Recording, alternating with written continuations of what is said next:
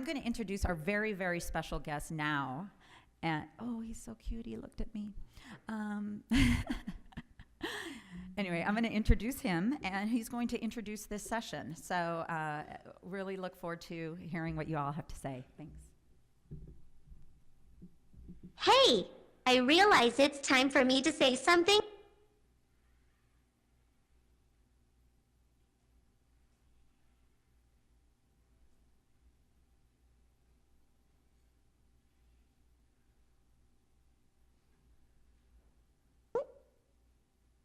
Wow, it's so crowded here, I can't believe it. You know, being here for Las Vegas CES gives me the impression that I am a turkey for Thanksgiving. You are gazing at me so lustfully. Oh please, turkey, Thanksgiving? My sense of humor is still on experimental stage. Let's go down to business. Let me introduce me to those who do not know me yet. My name is Now. I've been created by Aldebaran Robotics. I am already part of all educational levels, and I also take part of specialized education for autistic children. However, I will not bother you with a commercial speech. If you need any other information about me, don't hesitate to meet Bruno. Bruno, are you there? Yes, I am. You are here. If someone have questions, his phone number is +33631. Now I would like to introduce you to another human, Lance. It's all up to you. Great. Okay. Thanks, Now. I'm Lance Yulinov, and I'm Chief Correspondent, Editor-at-Large, Mashable. And I am a robot lover. It sounds strange when you say that out loud.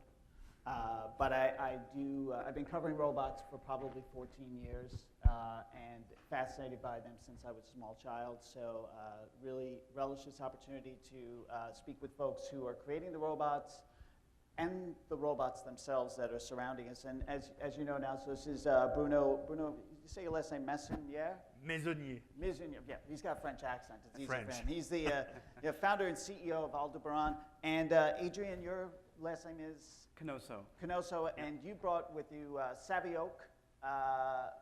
This is Savioke 1? It's a Savvy One by Savvy 1, Yep. and it's actually a robot that right now is in Aloft Hotels greeting guests.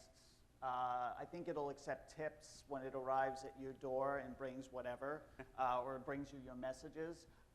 Text, and the tips, by the way, are tweets, right? Right. And then we also have with us, this is Beam 1, right? This is Beam Pro, I should say. And I don't see Kavita on here yet, but I know she's supposed to be, right, at some point. She's Kavita Krishnaswamy, and she'll be online shortly. But the topic here is really about how robots can help humans. Oh, look. You're here. You want to roll Good morning, out? everyone. Good morning. Roll on out. Good morning. And Kavita is actually a paraplegic who uses Beam Pro to go from place to place, and she's also developing her own robot technology. You can say hello to everybody. So good morning, everyone. I'm very happy to join all of you with the Beam Pro from Suitable Technologies. And today, I want to share with you how robotics technologies has changed my life, improved the quality of my life, and how I'm using my experience to, build more advancements towards robotic technologies. Our topic today is how can robots care for you, or how will they care for you? And today I'll share with you how it is possible for robots to take care of you. So just a little bit about myself. I'm a PhD candidate at the University of Maryland, Baltimore County, UMBC, and I'm supported by the National Science Foundation and Ford Foundation, so that's helped toward the research as well. And I have a physical disability. It's spinal muscular atrophy and SMA. It limits my physical ability to move my arms or legs. I need 24/7 care support. Even just to move my arms and legs, I need somebody's help. So traveling is very, very difficult for me because of the amount of assistance I need. So thanks to the Beam Pro, I'm able to travel now, be with all of you and learn from a lot of researchers so that we can all work as a community to make sure that robots can be made so that they can care for us. Kavita, I don't know, can you hear me? Yeah, Yes. so come out, so you can be alongside of us here. Are you able to roll back around? Just come to my right side if possible. And I think what's important here to note is that, just be careful as you turn around, maybe spin all the Okay. way around. Spin the other way, spin toward me, and then, okay. What's interesting to note here is how robots come in all shapes and sizes. These robots, all three of them that we see here, are interacting with humans, but they don't, honestly, they don't look anything like each other, yet they all point to both the present and the future of robotics. So, Bruno, maybe I'll just start with you. You've been in the robotics game for a long time. We're talking about sort of how robots can help humans. Now is a really interesting robot, but it's certainly not big enough to physically help people. But in what ways is now working with humans? Hi everyone, I'm Bruno. Sorry for my French accent. I'm trying to be understandable. I founded Aldebaran Robotics 10 years ago with one goal is to help people with robots. So we can help people by many ways, vacuum cleaning or defense robots. It's helping, it's helpful. But I've chosen what is, in my view, what is the most important. That means communication, loneliness, connecting people. So in order to get that, I thought from the beginning that the most important is to have robots accepted at home by people. So the form factor is absolutely key, but not only the design, the motion, the gestures, and all the natural interaction. We absolutely need to have, my feeling, robot that is perfectly intuitive to interact with. Intuitive means you can understand with your guts what the robot is telling you, is showing you. You can speak with your body language, and the robot has to understand that. So this is the idea. Then if you have this kind of robot, people are very comfortable to have the robot at home, and then this robot is very easy to interact with, and when the robot is connected, then you are opening all the silver economy, the monitoring, the coaching, and so on. Right, and so you designed now to be, in a way, cute, because you didn't want people, there's the whole concept of uncanny valley where something looks too much like a human and it freaks people out, or it looks completely nothing like a human, but it moves and people are concerned. And now obviously leans heavily in the cute side, and I know it's used in education and it's for developers. But I also want to talk to Adrian about because obviously, if you look at Savvy One, well, it's not cute at all. It looks like sort of, a rolling, I don't know, but it doesn't look adorable, and it can approach people in an environment. So when you're thinking about robots working with people, what are the design decisions you made? Yeah, so I'm the design lead at Savvy Oak, and we've been around for just about a year and a half now. And we're also very focused on robots for humanity and starting this long journey and helping people with robotics. And so we really felt that after doing a lot of research at Willow Garage, which was a big research facility for about 6-7 years, where we pioneered a lot of different technologies, including the beam, we decided to set out to do something that could help make people more independent. And we thought that we want to make robots that can help people now. And that's what Savvy One is capable of doing. And in a nutshell, what he'll do is if you're in a hotel, is where we're starting off. If you're in a hotel and you're a guest and you'd like to have something delivered to you, just call the front desk or order something on a mobile device. and the robot will go to the front desk. It'll ask for the items that need to be Like loaded. the top opens, right? The top Yeah. opens up, and I can show you here. I'm going to be the operator for the day. The top opens up, and they load the items into the top, and then it'll close up, and he'll autonomously go around the lobby, get into the guest elevator, and go up the elevator along with guests, which is a really awesome interaction. He'll get out, and when he gets to the guest room, he'll call the room and notify the guest that he's arrived there. And at that point, Because he has no hands to knock. he can't Right. knock. And driving into the door is not really the Look out nicest that thing to little do. peephole. What you're going to see is nothing. So check your text message. Actually, we've designed him very carefully, and you can see him through the peephole, which is nice. And so when you open the door, he's watching for the door to open, and that's the authentication. Just like if you or I are communicating with each other, it's the same thing. And so when the door opens up, he recognizes that you've gotten there, and he'll open up the lid. Let me just show you what that looks like. And so when he gets there, he'll say, "Hello, here's your delivery," and he'll open up the lid and present the items that are in there. Is there shaving cream in there? I forgot my shaving cream. in the fridge. Yeah, and we do get requests for I shaving could, cream. I could really use that. So, I mean, that's very, I know that's in exactly one hotel right now. You Yes. said you can't tell me you're working with another big chain's coming, Right. so watch for that announcement in the future. Yeah. Kavita, your robot, once again, a different design, but also important to note how telepresence robots, like being here, are primarily controlled by the operator on the other side. Kavita is controlling it right now. So, and Kavita, you can remind me if I'm wrong about this. Do you have collision detection in there? Can you repeat? Do you have collision detection? No. No. So you have a good fisheye lens. You can see where you're going. There are other companies. There's Double Robotics also does something very similar.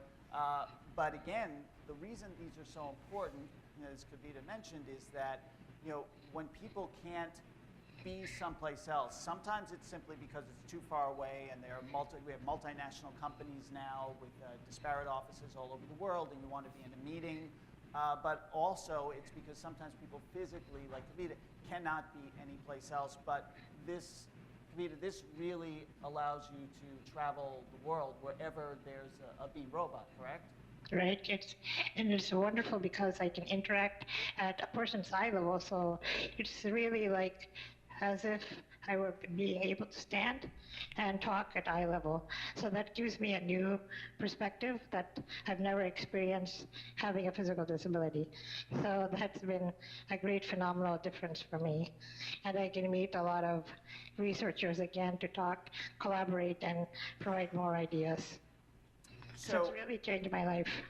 So, Bruno, the other robot that I know you guys are working on, and you and I have talked a lot about this, because I think now I'm going to steal now, by the way. I am going to take him home with me. But I know there's another robot you're working on called Pepper with SoftBank. Yeah. That's a larger robot, and I think that's supposed to be. I remember it was something like the emotional robot, but you can explain a little bit why the potential of Pepper. Absolutely. Is it possible to launch the video, please? It's a 1-minute video that will show this kind of robots. Is it running? Okay. Coming. Kavita, are you able to Okay. see it? Probably not. Probably, I see a little bit Okay. at the edge. Oh, look, Savio wants to. There is music. Everyone wants to see it too.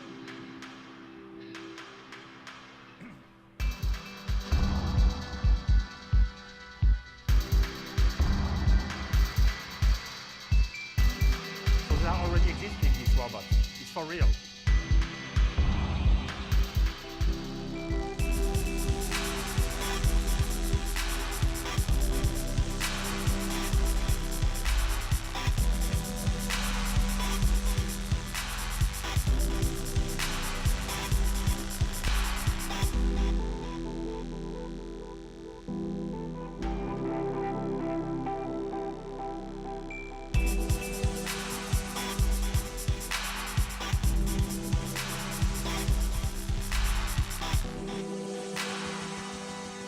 So as you said, now it's too small to be very useful in the daily life. It's a robot used for education, for helping autistic kids. It's a tool for the educators. But if we want to act in the real life, then we have the Pepper robot, 1.2 meter. We are already delivering 10,000. We're able to produce 1,000 per month. This now, we already deliver 6,000. That means it's already for real.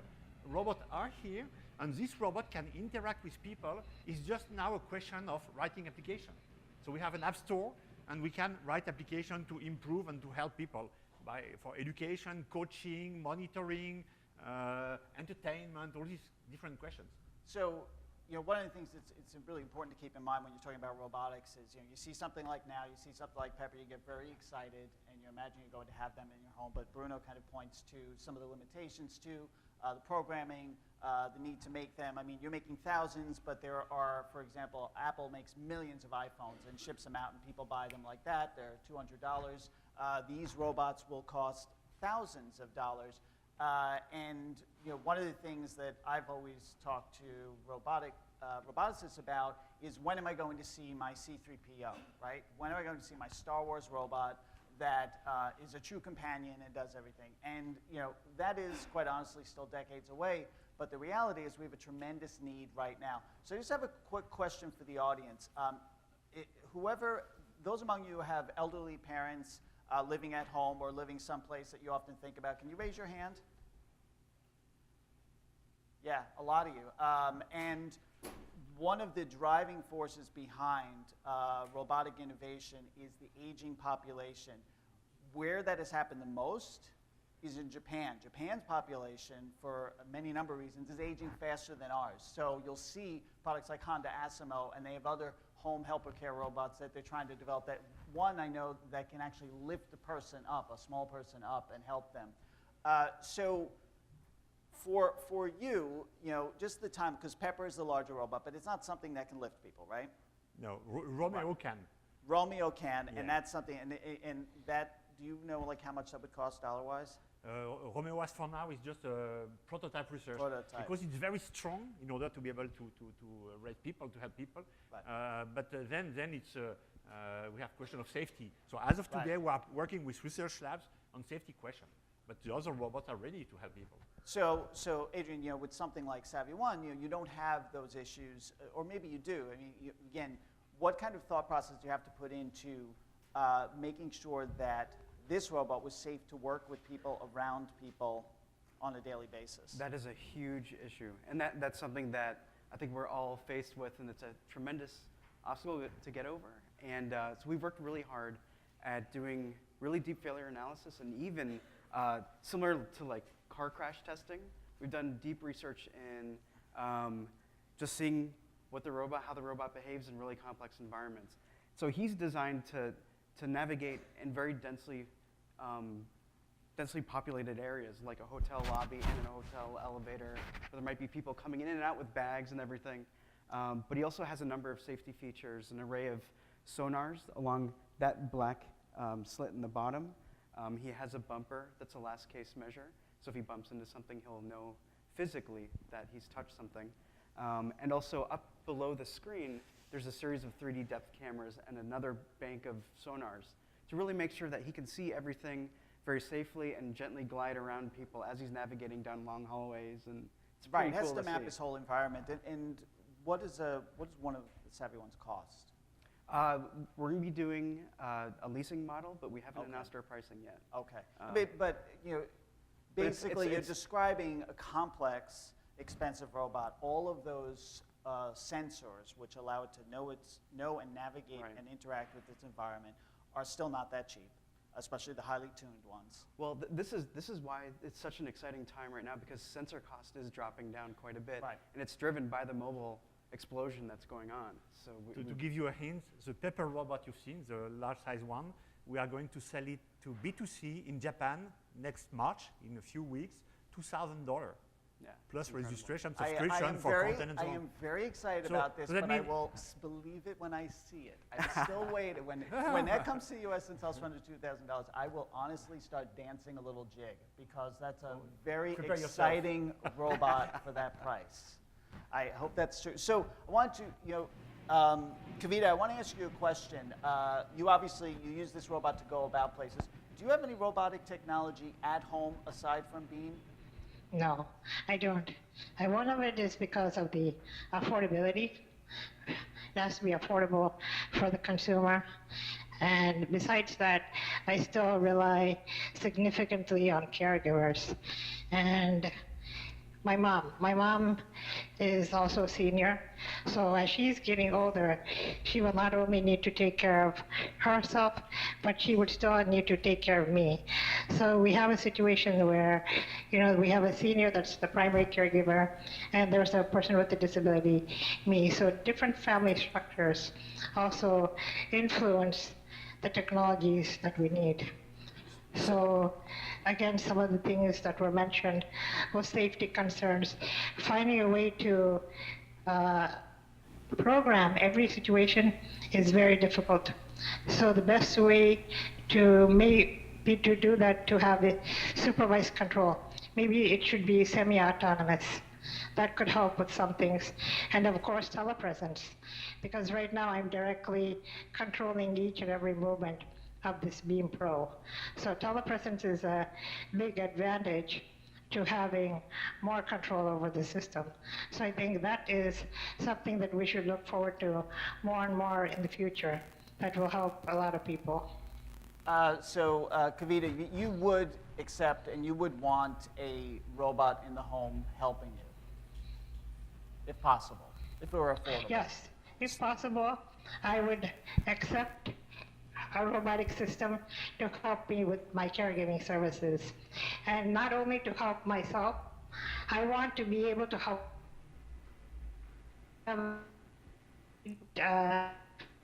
desire. We may have, yeah, we may. Okay, you were cutting out a little bit. And the robot, while you cut out, the robot starts spinning in place and dancing around. It was crazy. So I just wanted to, the reason I bring that up is, we talked about healthcare, we talked about an aging population, but this actually speaks directly to jobs. One of the things that I'm noticing in media reports about new robotics technologies, everybody keeps saying robots are going to take our jobs. There is this case of robots replacing humans for certain tasks, oftentimes repetitive tasks. But Adrian, this robot, in particular Savvy One, it's not designed to replace humans, right? No. What is the thought there as far as it working in a place where people are already employed? We really want to change the way people think about moving items from one place to another. That's our first big task. And it's a humongous opportunity when you look at, of course, we're in the hotel space now, which is an awesome, awesome case because everyone using the robot is a first-time user. And every time they understand how to use it. And that's something we're really proud of. But we're also moving into, we're exploring healthcare, doing delivery of medications and different types of things that just eat up the time of caregivers. We found in our research back at Willow Garage that caregivers, when they have to go and get something, they get distracted along the way because there's so many people that are in need because caregivers typically are short-staffed. So we know that something like this can really revolutionize efficiencies and help people be more effective at their core task rather than being distracted by running things around. Right, and even robots, from you, Bruno, there aren't enough people to tutor kids, to engage them where they can learn. So again, I would imagine that as you're developing robots, you're not thinking about a world where all the robots do the work and humans sit back. I think we have to be realistic. Did you turn off? No. Yeah. I think we have to be realistic. Of course, in time, robot will take some jobs. Of course, it will happen. Today, we have robots. The SoftBank robots are robots in stores. So they are attracting people. In Nestle Japan, for instance, they are also advising, which kind of coffee for Nespresso?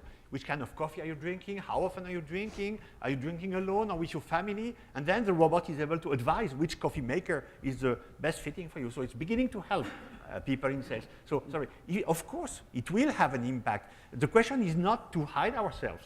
Today, there are already industrial robots around the world. Which are the countries with the higher number of industrial robots? US, Germany, Korea, Japan, China. Well, countries with a lower unemployment rate. So robots, on the opposite, are globally creating jobs and bringing back jobs that could live if we didn't have robots. And the same will happen with service robots. I'm sure it will have an impact. The question is not to say, well, we don't want that anymore. The question is to be prepared. We are in a trend where for the last 150 years, the number of hours we worked per week or in our life is decreasing. This is normal, and it will continue. And at the same time, we are creating more value. So people are getting more richer, and it will continue. So the real question behind that is who will get the money and how to break down between people. But of course, there is a new trend where robots, it's not the goal of the robot, but they will have an impact on the employment where don't hide behind our... Right, well, you know, Now and I had an argument before this about who was going to moderate this panel because I felt this was my job and Now wanted to do it, but I just don't think Now would do as good a job, I hope. Most of you seem to think Now would have done a better job. That's fine. But you know, so Amazon has a legion of robots working in its not factories, but where it has inventory and for delivery. Hasn't gotten to the point of the drone delivery yet. But you know, the idea is that robots free people up to do other things. When I've spoken to Colin Angle, who is the CEO of iRobot, he's told me that that's exactly how he designs robots, that to do the jobs that humans don't want to do. Vacuuming, cleaning the bathroom, clearing out the gutters. I mean, that's the future we see. But how do you, I mean, people have so many irrational fears about robots. And I'll ask Kavita this first, because I know you're working on sort of robotic technology. But how do you deal with people who are just plain afraid of robots and talk about our robot overlords destroying all humans? Well, I want to say that we shouldn't have that fear. And actually, robots will only augment to increasing our quality of life. Like I said, the first experience I had with the Beam Pro was at one of the conferences at Seattle, Washington, the Ubicom conference. And my second experience was at the Rochester, New York Assets Conference. So using both of those experiences, when I talked to my advisor, Dr. Tim Oates, I explained to him, how the experience was. I told them there wasn't any fear involved. And after that, he had agreed to allow me to use the Beam Pro to present at my thesis proposal that allowed me from going from a PhD student to a PhD candidate. So not many colleges would agree to have a Beam Pro for accessibility because they have a fear of this robotic device hurting people. But once you explain to somebody there's nothing to be afraid, it doesn't harm anybody, and you explain to them the advantages of it, then I think people are more apt to using it and trying to experience it. And using this, I've been able to advance and build some of my own prototypes. So I want to show that if possible, if we can have the video uploaded, please, if that's possible. Okay. So this is it's only 2 minutes.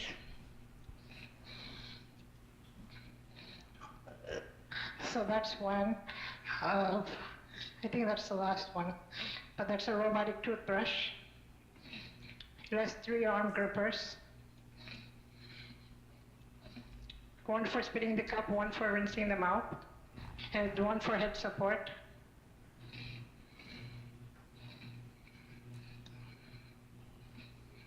Kavita, what's the idea behind what we just saw there? What does that do? The idea behind it is so that a person with a disability can perform their own personal care tasks. So they do not have to rely on a caregiver for each and every personal care task that they may request. So this is a personal mattress, a piano mattress that can deflate with segments that can be used for pressure relief. And all of this can be controlled by the user. And this is a piano lifter that accompanies that mattress. It goes into those segments. It's not loading. Okay, there it goes. So this is for a person with a disability so they can transfer themselves independently so that they can reduce the burden on the caregiver and have, be self-reliant so they can go from the wheelchair and to the bed, vice versa, independently as possible. So these are things that you're working on for your thesis and development. Yes, And exactly. And these are some of the ideas that I've come up through literature review and some of my own personal experiences and some of the user studies that I've conducted. yeah, very cool. I also wanted to talk a little bit about, because as I look at all of these robots, and these end up being the most expensive robots, and they have the most technology in them. But Bruno or Adrian, I mean, obviously, people are interacting with robotics every day, right? I mean, even if they don't realize it. I mean, maybe, Adrian, you can give us some examples of where people are in their everyday lives seeing robotics but not realizing it. If you've driven a car in the last 10 years, there's a lot of robotics technology in there, and it's getting more and more prevalent now. And like I'm sure we've seen all the media on the Google autonomous vehicle and all the auto-driving, self-driving cars here Right. at CES. That's right. There's a lot to see. That's very, very cool. And that's we share a lot of the same approaches and technology and doing the same Right, thing. the sensors and Right. Bruno, you were Something I may add, 3 weeks ago, Europe released a survey about the receptivity of robots. So it was in Europe. Between 75% and 90% of people have positive receptivity about robot for education, for robot at home, so huge positive reception about robotics. The only negative point is about fierce unemployment, of course. But that happened with all the new technology. With steam motors, it happened 1 century ago, and new technologies are bringing some fears, which is normal. But people are really ready for robots. When you speak about robots with someone who never have been exposed, the first reaction is, well, I wonder whether I want to have my children being educated by robots or my old mother being with robots. But as soon as they see our kind of robots, immediately they say, wow, it's so cute, I want one. And the reality is we have some kind of intellectual Right. reaction. Let's say media or literature, culture, have some kind of fears, philosophical fears about robots, but people don't have. They are much more ready to adopt this technology and to use what it can bring to people. When you meet people who are afraid of robotics in that way, do you remind them that they probably have in fact seen robotics already? Sure, but the word robot is meaning so many different things that it's Right. not the real interesting one. If you have a robot which is coming from the industrial robotics or performing task robots like vacuum cleaning, so it's something very special. When your robot is more like a pet or a Jiminy Cricket, some kind of personal coach, I mean, this is the genealogy of our robot. So then it's totally different world. So we are not expecting the same thing. So are you working on a Jiminy Cricket robot? I would buy that. I mean, it's really adorable, really tiny, and like a friend for me. You may be surprised. I'm waiting to see. And they also, robots are sometimes just like a part. So, for example, amputees are the benefactors lately of some advanced robotics technologies. I've seen some incredible robot arms, robot legs. I mean, either of you guys have any involvement or understanding or knowledge of that stuff? I mean, especially I'm wondering Willow Garage, if some of the development there. Yeah, the team at Willow Garage, and Steve, our CEO, is spearheading this a lot still, doing Robots for Humanity. And so we've worked a lot with Henry Evans, who's a quadriplegic. And one of the first most compelling stories that I heard that really made me say, wow, was Henry was able to control, we had a robot, a $400,000, 300-pound robot called the PR2 with 2 arms, with all the degrees of freedom that we have, maybe no fingers, but aside from that. And, but it was holding a scratcher, just a simple piece of plastic. And Henry, for the first time in years, was able to scratch himself by controlling the robot remotely. And that was like a very emotional, very practical, direct way that robots can help people. Like, he couldn't even scratch himself for years and years and years, and now he was able to do that. And that's just the beginning of... I really like this story. I have the same kind of stories. What we will discover is, very surprisingly, robot may help human being more human. Yeah. When I'm putting some kind of nows in hospices with old person, you know how it is. It's very sad. No one is speaking. They are all alone. You put the robot in the middle, beginning to dance, to play, and to make jokes. Immediately, everyone is happy, speaking, and we have this kind of thing. I have the same with autistic kids. I have a kid who never said hello to his parents, who spent one day with the robot with an educator. The robot was just a tool. An educator taught through the robot, turn-taking, you speak and I speak after and so on, how to say hello and when. The first day he came back home and said hello to his parents. That means, for me, something amazing, but we are going to discover that robots may help humans to be more human. It's totally different of what we're expecting, but it's going to happen. So, Kavita, you're obviously, you know, a paraplegic, you're not able to get about. Have you investigated, or do you look into exoskeleton technology, you know, artificial limb technology, anything like Yes, that? I have looked at them, and I feel I would be able to use them, but I don't have muscle ability with my own arms and legs, so I'm wondering how effective it would be. For me, I would prefer something that I can directly control, like an accessible interface. Have another system that I can use to control to perform the system tasks. So we have like 5 or 6 minutes left, and I want to open it up to questions from anybody out there for any of our panelists or robots that can answer you. I am not a robot, by the way. I will still answer you. So if we have any questions, otherwise we'll just continue nerding out about robots. Yes, all the way in the back. You, sir?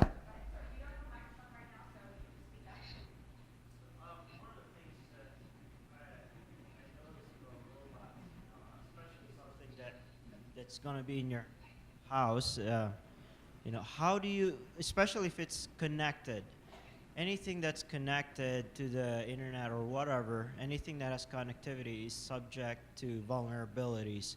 How do you ensure security on your robots so that nobody taps into them, to the camera, microphone, or takes over control of the robot and makes it do funky stuff? It's absolutely key a question. It's fundamental. And for us, it's at the core of the ethic of our company. And we are ready to lose businesses of advertisement or things like that, because the last thing you want to have is a spying robot or things like that. But so we absolutely need to have the robot able to work without being connected at all. So the first thing. So we need to have all the function, even with a basic level, but we need to have all the function and features of the robot embedded. And then you will have no connection, but when you will decide to have a connection to upgrade or to, you know, it's the basic thing. So, Just a follow-up question to that. Are you suggesting a embedded programming of like Asimov's 3 laws or something on there that the robot can never violate? fail-safe. A fail-safe. It's a key question to first answer is we are not ready to have that embedded with some meanings now, because the robots are not able to recognize things. It is far away. But the answer is yes, with one thing. So I will surprise you too. The 3 laws of Asimov are good, but are not good. They are just left brain laws, just useful robot. And he spent his life writing books explaining that it's not enough, because there is one missing law, a law that we are putting in place, which is the love law. You will be surprised with this question, but our robot have to respect the 3 laws plus the last love laws. The robot have to love people. When you have a robot with someone, the star is not the robot. The star is the person.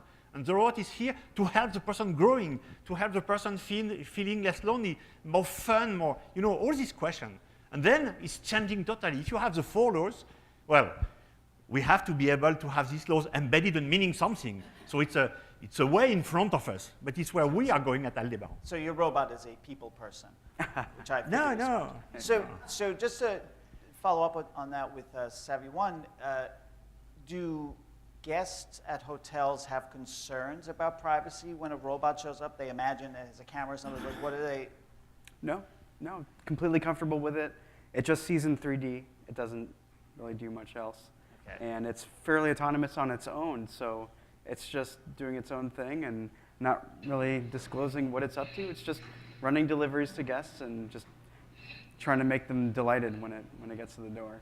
Any other questions out there? From the beam, I know everything is encrypted. The audio, the video is all encrypted. And we have separate passwords, so everything is secure. That's good. There was a question right there. Yeah. My name is Lori Orlov, and I write about technology for older adults. One of the things that I wonder about is the B2B, business-to-business opportunity with agencies that serve, organizations, for-profit companies, nonprofits that serve older adults. To what degree do you feel they are receptive to the use of robots introduced into their business? Because it seems to me it would leverage their staff. Yes. Yeah, for sure. I personally have been to multiple CCRCs, continuing care retirement facilities, and interviewing both residents and staff.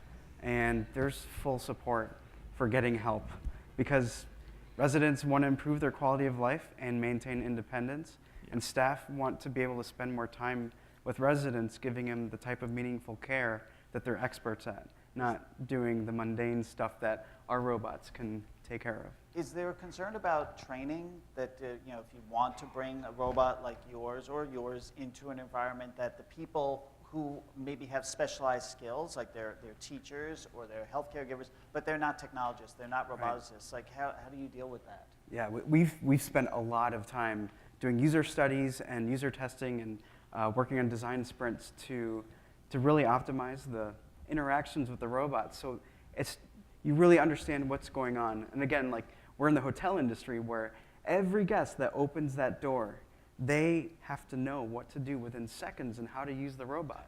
And that's something that we're constantly iterating on and optimizing to make it really delightful. And so we think we passed that, so now we're able to expand the market into other domains. I fully support what you say.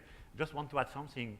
When teachers are bringing robots at school, they turn from the old-fashioned teacher into a cool guy. Yeah. And they like it. Yeah. So we are coming to the end of what I think was a fascinating session. Incredible. I did not expect that I'd be able to pull this off with robots, and you guys are the best looking robots I've ever seen. You really Thank you. great. So I want to thank Bruno, Adrian, Lance for running what is, what do you say, not a very typical session. And, hopefully next year maybe we'll get rid of the humans. And sorry, Bruno, have you guys behind the scenes, and Lance will do a sequel. So I want to thank you. I want to thank Kavita very, very much. Thank you. And she's going to be signing off right now. And now, do you have anything left to say? Thank you everyone for listening us. See you soon. Thank you now. So we're going to do a quick turnaround. We got to remove robots, get the next speakers up on stage. I'm so sorry that we're late. I don't know what to say. Thank you. Thank you. Exasperated, Yeah, thank Jill. you.